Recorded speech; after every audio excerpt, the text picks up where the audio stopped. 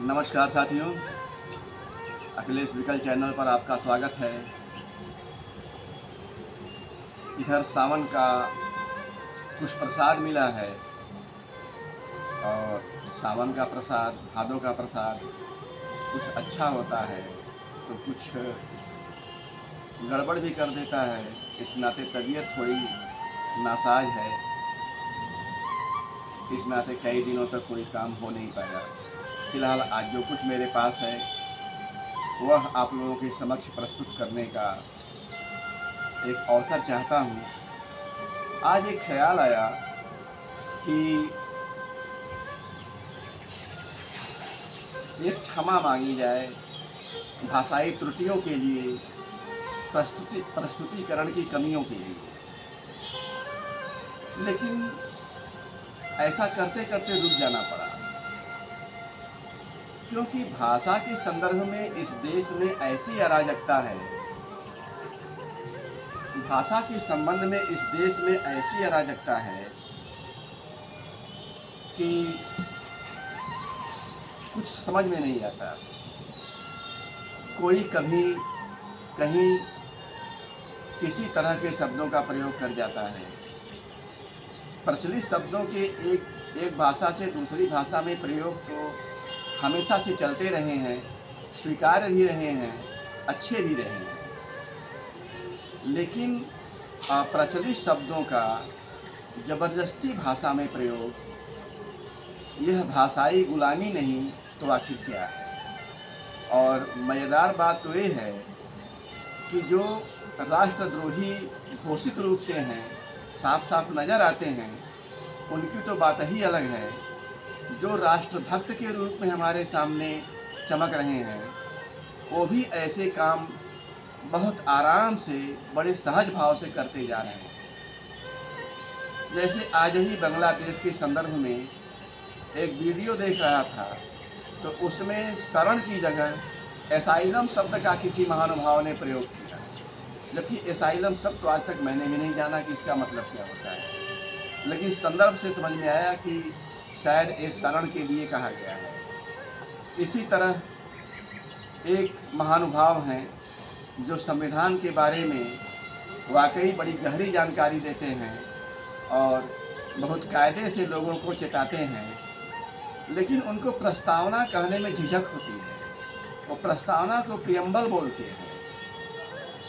इसी तरह आर्टिकल एकदम जबान पर चढ़ गया लोगों के। ऐसे ही महानुभावों के नाते धारा बोलने में पता नहीं कैसा अपमान हो जाता है। ऐसे ही एक और राष्ट्रवादी विचारक हैं जिनको आप बहुत कुछ उग्र भी कह सकते हैं, हालांकि उनकी बातें निसंदेह गौर करने लायक हैं, अच्छी हैं, लेकिन वो भी धारणा की जगह नैरेटिव कहने में अपनी महानता में शायद चार चांद लगा जाते हैं। जबकि यह बात पता नहीं हमारे देश के महानुभावों को, राष्ट्रभक्तों को कब समझ में आएगी कि अपनी भाषा को छोड़कर, अपनी भाषा को बिगाड़कर कभी भी एक स्वस्थ, समृद्ध, शक्तिशाली देश का निर्माण नहीं हो सकता। ऐसे उदाहरण दुनिया में शुरू से लेकर आज तक लगातार बिखरे पड़े हैं। हमारे सामने सबसे बड़ा उदाहरण इजराइल का है।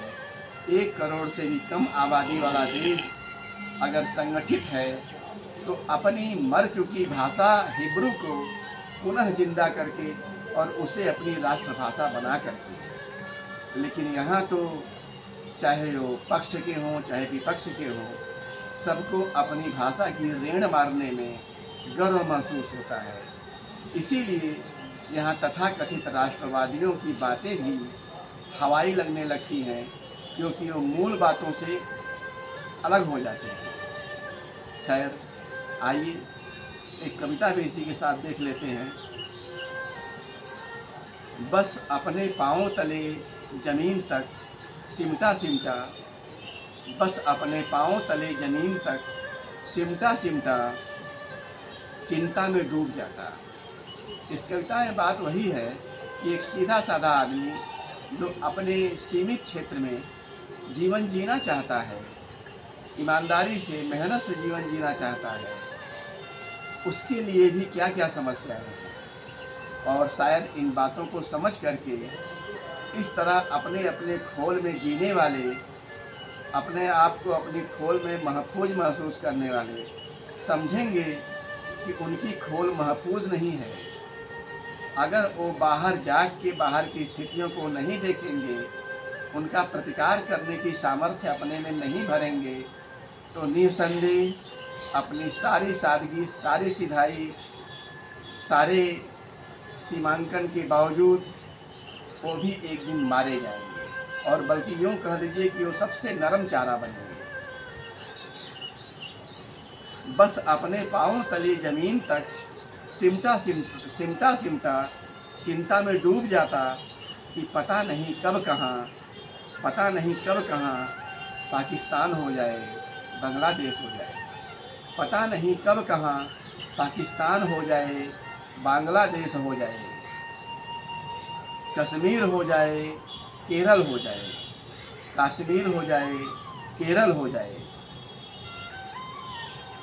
अदना से आदमी की आदमियत में बचा बचा, अदना से आदमी की आदमियत में बचा बचा फिक्र में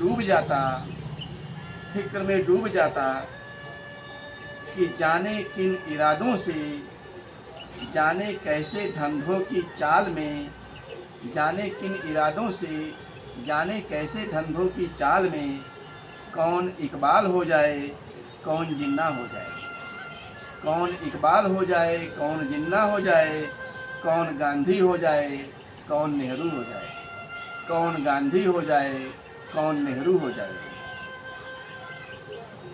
अपने छोटे से कुनबे में घात प्रतिघात विश्वास समेटे, अपने छोटे से कुनबे में घात प्रतिघात विश्वास समेटे आशंकित रहता कब कौन भगत सिंह आज़ाद सा खेल झेल जाए, कब कौन भगत सिंह आज़ाद सा खेल झेल जाए, कब कौन देवता किसे सुभाष और पटेल बना जाए, कब कौन देवता किसे सुभाष और पटेल बना जाए।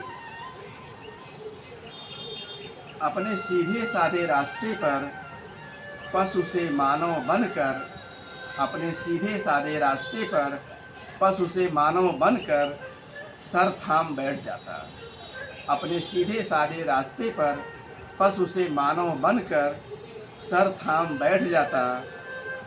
कब कहाँ जिहाद निकाल आए, कब कहाँ जिहाद निकाल आए, कब कौन काफिर कहकर सर कलम कर जाए, कब कहाँ जिहाद निकाल आए, कब कौन काफिर कहकर सर कलम कर जाए। कब इंसानियत से बड़ा मजहब का नाम हो जाए, कब इंसानियत से बड़ा मजहब का नाम हो जाए। दुनिया के अभूतपूर्व विकास में, दुनिया के अभूतपूर्व विकास में डूबता फंसता चैन से जीने का प्रयास करता, दुनिया के अभूतपूर्व विकास में डूबता फंसता चैन से जीने का प्रयास करता। स्वस्थ सूत्र इंसानियत के बार बार जग जाते, स्वस्थ सूत्र इंसानियत के बार बार जग जाते और पूछ बैठते आदमी और अच्छा हुआ क्या, आदमी और अच्छा हुआ क्या, आदमी आदमी रह गया क्या, आदमी और अच्छा हुआ क्या, आदमी आदमी रह गया क्या। धन्यवाद, नमस्कार, फिर मिलेंगे।